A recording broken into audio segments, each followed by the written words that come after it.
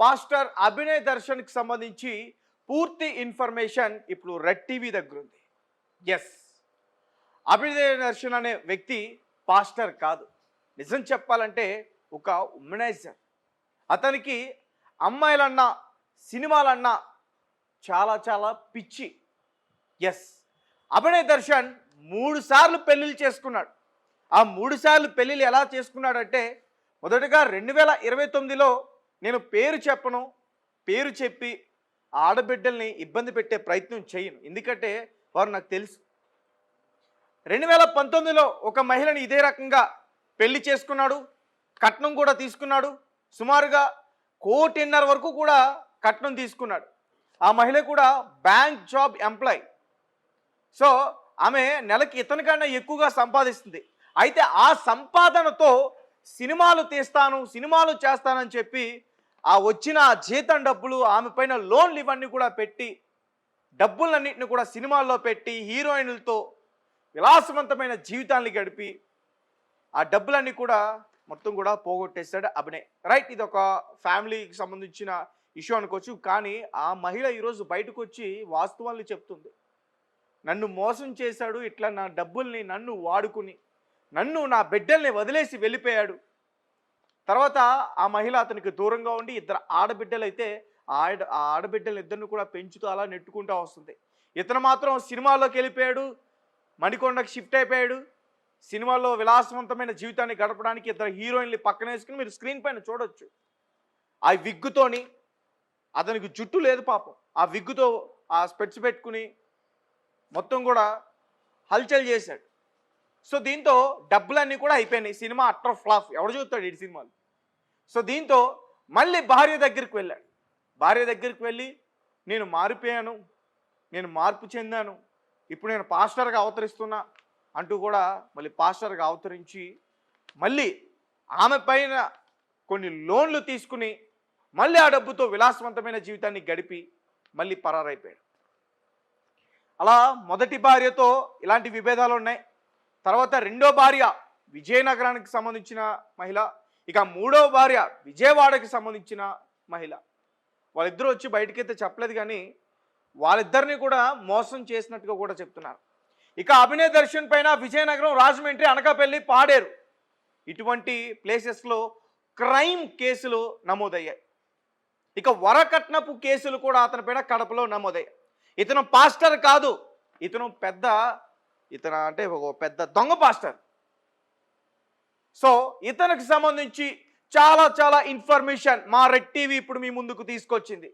ఇతను ఎంత నీచ్ కమెంట్ కుత్తే అంటే, పవీణ్ పగడాల చనిపోయినప్పుడు ఇతను బయటకు వచ్చి పవీణ్ పగడాలని చంపేసింది హిందూ ఆ వర్గానికి సంబంధించిన కొంతమంది వ్యక్తులే, అతనికి కావాలని చెప్పేసి చంపేశారని ఈ మతానికి సంబంధించిన ఘర్షణలు పెట్టడమే కాకుండా క్రైస్తవ సమాజాన్ని దగ్గర నుంచి వారి దగ్గర డబ్బులు గుంజుకోవడానికి పవీణ్ పగడాల ఏంటది సంతాప సభ ఏర్పాటు చేస్తున్నాం, అక్కడ ఘనంగా నిర్వహిస్తున్నాం, గళం విప్పబోతున్నాం, ప్రశ్నిస్తాం, ఇలాంటి పేర్లు చెప్పి 10 నుంచి 100 రూపాయలు, 1000 రూపాయలు, 2000, లక్షల రూపాయల వరకు కూడా క్రైస్తవ సమాజం దగ్గర అభినయ్ చాలా డబ్బు దోచుకున్నాడు.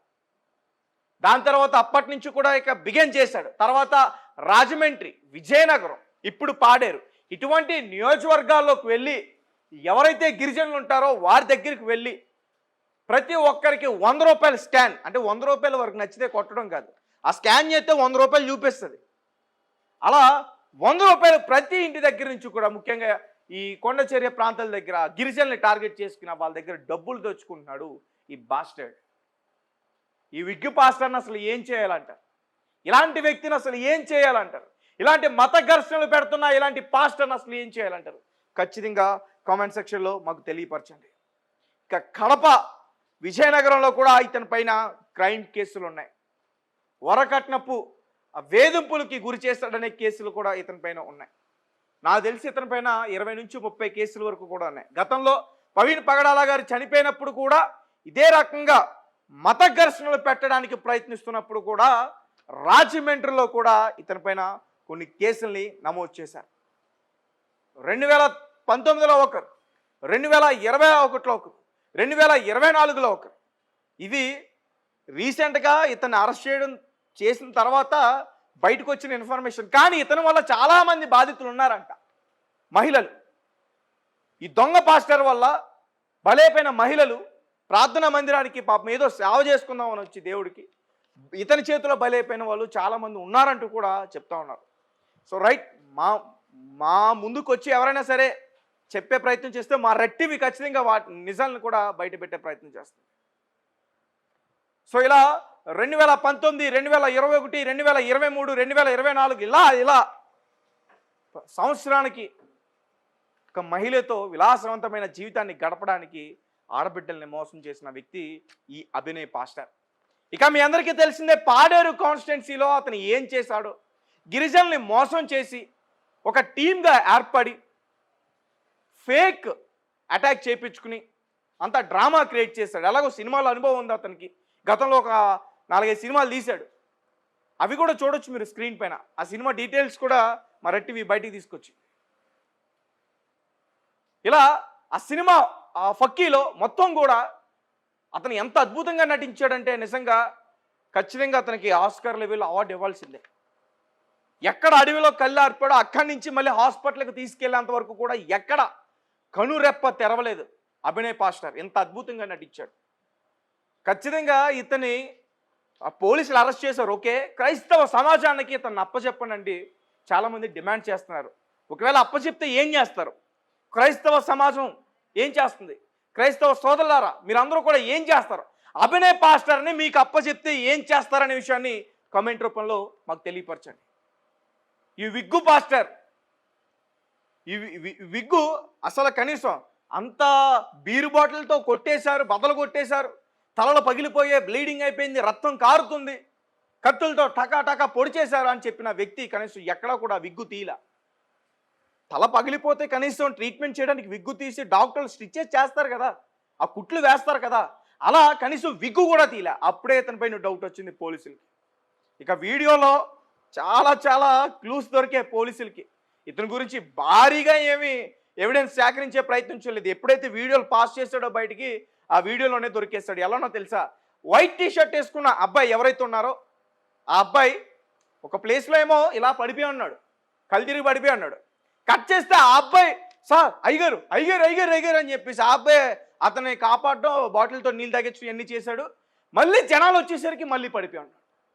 పడిపోయి నన్ను కూడా కొట్టేశారు, నా ఒళ్ళంతా హోనం అయిపోయింది, నా కాలు చెయ్యి ఇరిగిపోయింది. నేను ఆల్రెడీ ఒక వీడియో చేస్తే అది కూడా మీరు చూసే ప్రయత్నం చేయండి. ఏ రకంగా ఫేక్ ఇన్ఫర్మేషన్ని పాస్ చేయడానికి ప్రయత్నించారు వాళ్ళు. హాస్పిటల్కి తీసుకెళ్ళిన తర్వాత పోలీసులు వచ్చిన తర్వాత కూడా ఫేక్ ఇన్ఫర్మేషన్ని పాస్ చేయడానికి ఎంతగానో ప్రయత్నించారు. ఇకపోతే రీసెంట్గా అభినయ్ దర్శన్ ఈ ఘటన జరిగిన తర్వాత కొన్ని మీడియా ఛానల్స్ ముందు కుక్కలా మాట్లాడాడు. యాక్చువల్గా కుక్క మాట్లాడదు, కుక్క విశ్వాసంగా ఉంటుంది. కుక్కతో కూడా పోల్చడం అంత మంచిది కాదు. అసలు ఇతన్ని ఎవరితో పోల్చాలో కూడా, ఏ జంతువుతో కూడా పోల్చడానికి లేదు. సో ఈ దొంగ పాస్టర్ ఏమన్నాడంటే, నన్ను కొట్టే ముందు జై శ్రీరామ్ అని కొట్టారు సార్, జై శ్రీరామ్ అని కొట్టారు సార్ అంటూ కూడా చెప్పిన మాటలు ఇప్పుడు ఉన్నాయి, రికార్డ్ అయినాయి. అంటే 2 మతాల మధ్య చిచ్చు పెట్టడానికి ప్రయత్నించాడు అభినయ్ దర్శన్. ఇలాంటి వ్యక్తిని అసలు ఏం చేయాలి? 3 మహిళల్ని మోసం చేశాడు, వాళ్ళ జీవితాలతో వాడుకున్నాడు, వారి పేరు పైన లోన్లు తీసుకుని వారిని వదిలేశాడు, వారితో కన్న బిడ్డల్ని వదిలేశాడు.